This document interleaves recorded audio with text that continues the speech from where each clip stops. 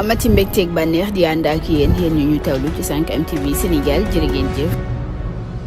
mbokk internet yu 5M TV Sénégal jaajëfal nañ leen ñu ànd ak yéen ci xibaar yi lee rawatina kaddu yi nga xam ne nag Lamine Niang bu jot na média daal dina koy yëkkati rek daal di koy wax ci élection présidentielle yu 2024 yi nga xam ne sax ma ngay jàpp ni rek ab élection bu rëy la rek diggante ñi nga xam ne nag ñoom ñoo taxaw temm fi mu nekk ni rek daal di koy bëgg jël ci loolee sax ma ngay àddu ci lu jëm ci suñu wàllu démocratie bile ak askan wi nga xam ne nag am nañu droit rek tànn ku leen neex muy góor di jigéen daal di koy jiital rek ngir nag moomee mu nekk jiitu leen ñu daal di topp ci ginnaawam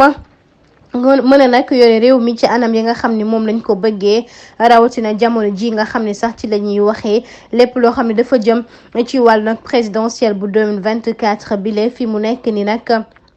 am nañu sax confiance jëm ci nag kan rek moo war a nekk nag président maanaam kan rek moo war a toog ci fauteuil yu présidentiel bile fi mu nekk ni nag lu jëm ci wàllu mandat itam nan lañ rek lañ koy xaajalee loole yëpp mu nekk ay gis-gis yoo xam ni xaw na nag booloo rek ñu doon benn dañ koy gisee nag rawatina solo si nga xam ne nag état wu Sénégal am na ko teg na ko itam jëm ci wàllu nag li nga xam ni moom mooy nag li am ci diggante Ousmane Sonko ak Mame Mbaye Niang muy bile procès bi nga xam ne ñoom état wu Sénégal bañuñu ci dara fi mu nekk nii ñoom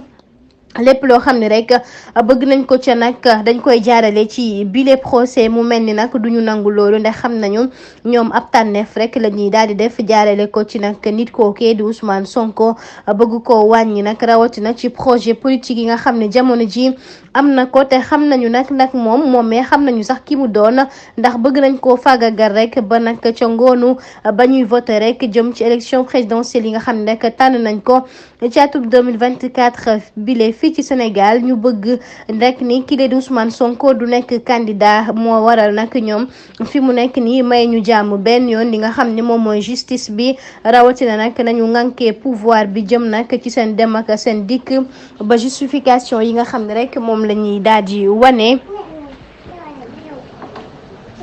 jëm ci wàllu woowee moo waral nag ñoom fi ñu nekk nii nag moom taxaw nañu temb rek bi la justice nag ñu bañ rek ba tëdd ca naaj ba nu leen neex lañ koy rek daal di yore fi mu nekk nii nag mën nañu jàpp ni sax nag ab liggéey bu salte rek la ñuy def ndax liggéey boobee àndul ak yoon benn yoon waaye nañu jàpp ni fi mu nekk nii nag lu jëm ci suñu wàllu gént wala rawatina ci wàllu politique moom taxaw na temm waaye nag duñ ciy bañ dara ak li nga xam ne moom mooy procès bi am rek si diggante Ousmane Sonko ak Mame Mbaye Niang ba tey rek moom Lamine Niang di àdduwaat jëm nag fi mu nekk nii na mu gisee ñi nga xam ne ñoom ñooy politiciens yi fi nekk jëm ci manifestation yi ñuy amal ngir nag daal di rek saboté maanaam ñaaw def lu ñaaw rek lépp loo xam ne dafa jëm ci wàllu nag politique fii ci Sénégal rawatina ki fi nekk